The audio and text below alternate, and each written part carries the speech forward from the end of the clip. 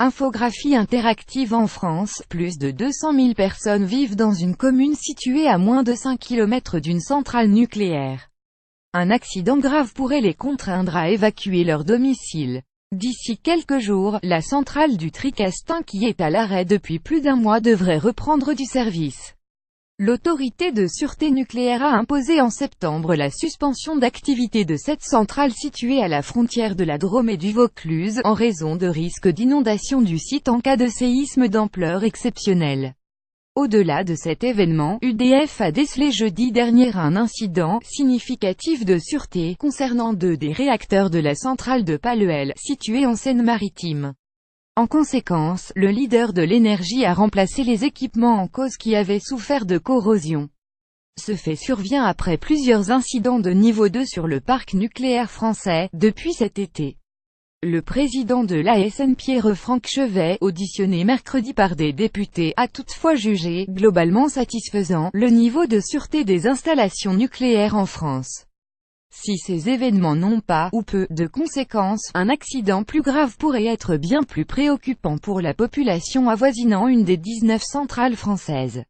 Sur tout le territoire, plus de 2 millions de citoyens vivent à moins de 20 km d'une infrastructure nucléaire.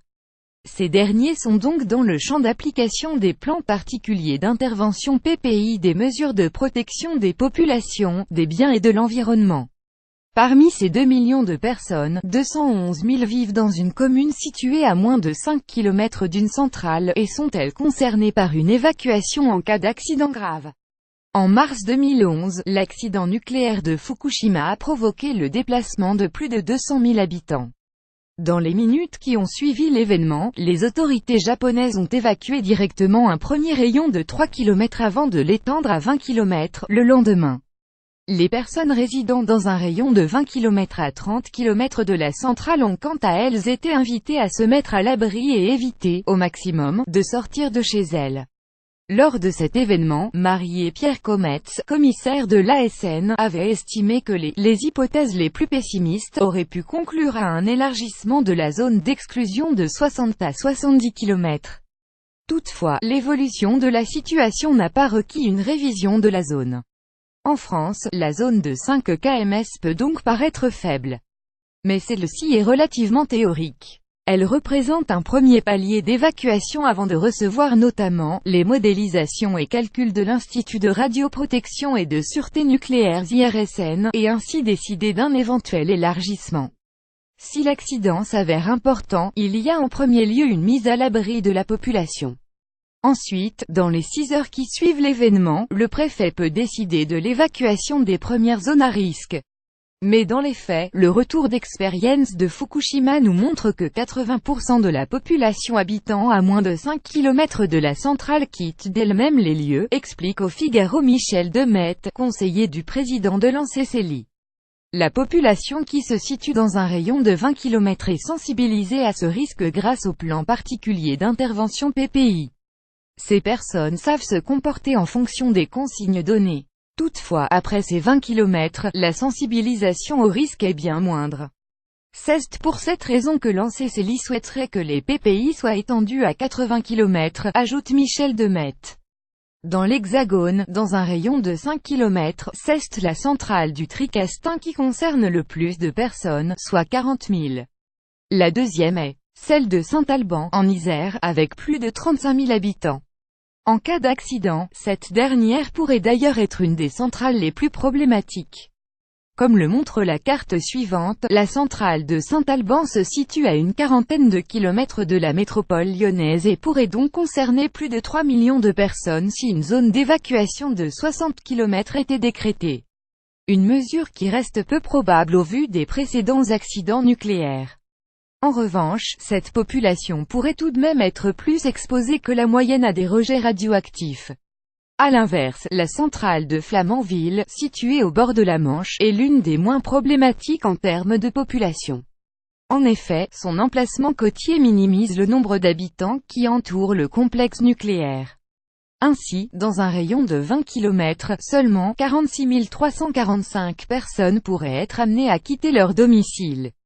La centrale de Chaux compte 29 517 personnes sur le territoire français, auxquelles s'ajoutent de nombreux Belges que nous n'avons pas inclus dans nos calculs.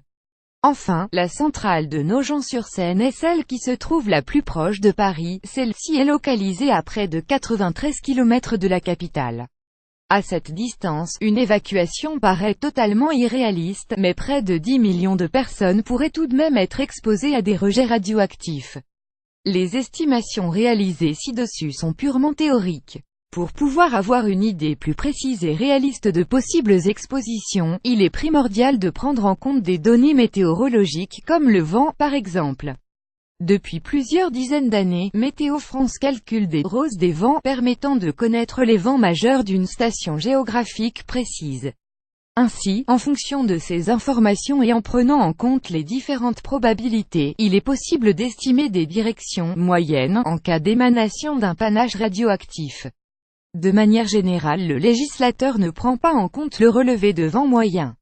Bien sûr, pour certaines zones, il y a des axes de vent majeurs connus, mais cette donnée est trop aléatoire.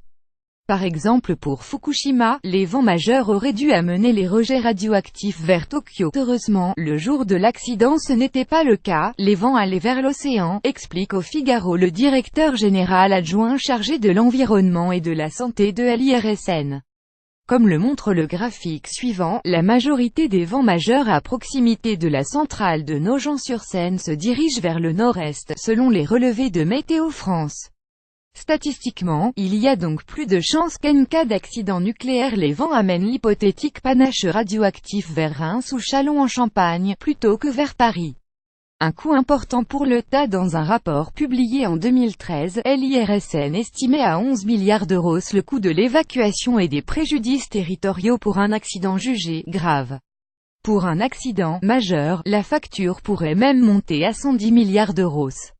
Les quantités de produits agricoles devant être éliminées seraient considérables. La gestion des territoires contaminés en dehors des zones d'exclusion resterait un défi permanent durant de nombreuses années. Les pays voisins seraient également souvent affectés par la contamination, souligne l'INRE dans ce même document. Bien sûr, le risque d'un tel événement est faible et l'estimation de son coût reste approximatif tant la gravité de l'accident et différentes données entrent en jeu dans son évaluation. Toutefois, sans fixer de montant précis, même un accident bien moins important, jugé mineur pourrait coûter cher à l'État. Dans un accident mineur, avec très peu de rejets radioactifs, on serait tenté de réaliser une décontamination ambitieuse pour revenir à une situation normale et c'est coûteux. D'où l'importance des exercices réalisés chaque année, une quinzaine par an pour se préparer à ce type de gestion, détaille Jean-Marc Pleur. Fin 2014, l'IFOP avait réalisé une étude sur la perception du risque nucléaire dans l'Hexagone. En moyenne, les Français estimaient que la distance de sûreté entre leur habitat et une centrale en cas de fuite radioactive était de 330 km. Les sondés résidant à moins de 20 km d'un réacteur la surévaluaient même à 489 km.